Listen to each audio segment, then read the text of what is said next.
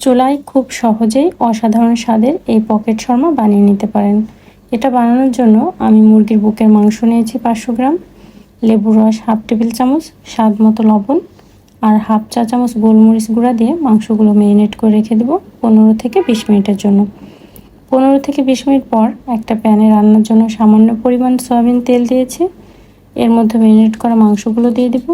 মাংসগুলো 1 থেকে 2 মিনিট নেড়ে নিয়ে এর মধ্যে 1/2 টেবিল চামচ রসুন বাটা, 1/2 টেবিল চামচ আদা বাটা, 1/2 চা চামচ গরম মশলা গুঁড়া, 1 চা চামচ শুকনো মরিচের গুঁড়া আর 1/4 চা চামচ হলুদের গুঁড়া দিয়েছি। হলুদ দিয়েছি কালারের জন্য, কেউ চাইলে স্কিপ করতে পারেন। আর কেউ যদি কাশ্মীরি লাল মরিচের গুঁড়া ব্যবহার করেন তাহলেও হলুদ দেওয়ার প্রয়োজন নেই। এবার মাংসগুলো পুরোপুরি কুকড না হওয়া পর্যন্ত ভেজে নেব। সুন্দর একটা কালার চলে আসছে এবং মাংসগুলো সিদ্ধ হয়ে গেছে। এখন নামিয়ে নিচ্ছি। এবার আমি মেয়োনেজ তৈরি করে নেব। আর এর জন্য প্যানে 3 টেবিল চামচ সরিষার তেল দিয়েছি। তেল হালকা গরম হলে এর মধ্যে শুকনো মরিচ 4টা, 6 থেকে 7টা রসুনের কোয়া আর 10 থেকে 12টা গোলমরিচ দিয়েছি। এগুলো একটু ভেজে সাইডে রেখে দেব। এখন 2টা ডিম দিয়েছি। কাঁচা ডিমের মেয়োনেজ থেকেও এটা খেতে অনেক বেশি টেস্টি হয়। এটা একবার হলেও ট্রাই করে দেখবেন। ডিম পোস্ট হয়ে গেছে, এখন উঠিয়ে নেব। এগুলো ঠান্ডা হলে একটা মিক্সারের মধ্যে দিয়ে দিলাম। মেয়োনেজে আলাদা করে আর কোনো প্রকার তেল অ্যাড করব না। ভাজার পর অবশিষ্ট যে তেলটুকু ছিল শুধুমাত্র সেটুকু এর সাথে দিয়ে দিয়েছি। এর মধ্যে আরও এখন কিছু উপকরণ অ্যাড করব। গুঁড়া দুধ 1 টেবিল চামচ, পরিমাণ মতো লবণ, চিনি 1 টেবিল চামচ, ভিনিগার 1/2 টেবিল চামচ আর টমেটো সস 1 টেবিল চামচ দিয়ে এটাকে জাস্ট 1 মিনিট ব্লেন্ড করে নেব। এই মেয়োনেজ যে কোনো স্ন্যাক্সের সাথে পরিবেশন করতে পারবেন। এটা নর্মাল ফ্রিজেও 3 থেকে 4 দিনের জন্য সংরক্ষণ করতে পারবেন। এটা এত বেশি টেস্টি হয় যে তৈরি করার পর তখনই শেষ হয়ে যায়। এবার পকেট শর্মার জন্য আমি একটা সফট ডো তৈরি করে নেব। ডোর জন্য 3 কাপ ময়দা নিয়েছি। এর মধ্যে ইস্ট 1 টেবিল চামচ, স্বাদ মতো লবণ, 1 চা চামচ বেকিং সোডা, 3 টেবিল চামচ চিনি, 3 টেবিল চামচ গুঁড়া দুধ, 3 টেবিল চামচ টক দই ও 2 টেবিল চামচ সয়াবিন তেল দিয়ে এগুলো একটু হাত দিয়ে মিশিয়ে নিয়েছি।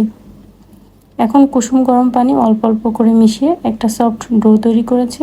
এটা কিন্তু একটু বেশি সফট রাখবেন, না হলে পরবর্তীতে রুটি শেপ দিতে কষ্ট হবে। এবার এটাকে র্যাপিং পেপার দিয়ে ঢেকে রেখে দেব 1 ঘন্টা।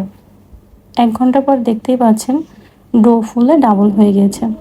এখন হাত দিয়ে চেপে চেপে ভিতরের বাতাস বের করে দেব এবং আরও কিছুটা মুথে নেব।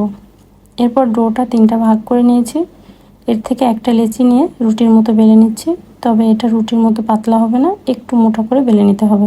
এখন একটা কাটার দিয়ে কেটে নিতে হবে। আপনারা চাইলে এটা সাইজ ছোট বড় করে নিতে পারেন, তবে বেশি মোটা করলে কিন্তু ভিতরে কাঁচা থাকবে। তাছাড়া সেকার পরও এটা ফুলে ডাবল হয়ে যাবে। তাই আমি এগুলো আর একটু বেলে বড় করে নিয়েছি। এখন প্যানে একদম লো হিটে সেকে নিতে হবে। সময় নিয়ে সেকতে হবে। সেকার জন্য এতে কোনো প্রকার তেল বা ঘি ব্যবহার করার প্রয়োজন নেই। 5 মিনিটের মতো সময় নিয়ে আমি সেকে নিয়েছি। এখন একটা বোলের মধ্যে 2টা শসা, একটা গাজর, একটা টমেটো, 2টা মিডিয়াম সাইজের পেঁয়াজ কিউব করে কাটা নিয়েছি। এর মধ্যে তৈরি করা মেয়োনেজ দিয়ে দিলাম আর সাথে 2 টেবিল চামচ চিলি সস দিয়ে মিক্স করে নিয়েছি।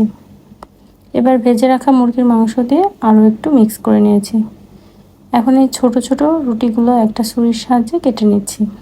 দেখতেই পাচ্ছেন ভিতরে কতটা জালিযুক্ত হয়েছে, অনেকটা পাউরুটির মতো হয়েছে। এবার এর মধ্যে পুর দিয়ে তৈরি করে নিলাম অনেক বেশি মজাদার পকেট শর্মা। বাসাতেই যদি এত টেস্টি শর্মা তৈরি করা যায় তাহলে রেস্টুরেন্ট থেকে কেনার কী দরকার। আর দেখতেও অনেকটা লোভনীয় হয়েছে। ভিডিওটা কে কোথা থেকে দেখছেন অবশ্যই জানাবেন।